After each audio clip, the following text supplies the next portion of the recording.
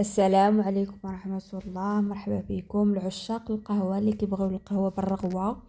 جبت لكم واحد الطريقة بواحد المكون اللي غادي يخلي ان القهوة تولي لكم بحال كما كتشربوها في المقاهي وكما كتصاوبوها بديك اكسبريسو.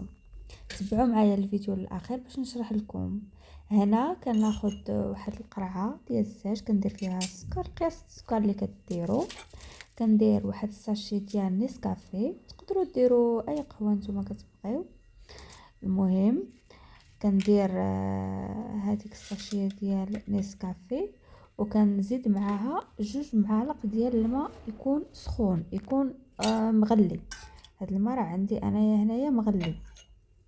كندير 2 معالق ومن بعد كندير العلك الصحراوي. هذا راه العلك الصحراوي تقدروا تلقاوه في العشاب، كديروا واحد شويه.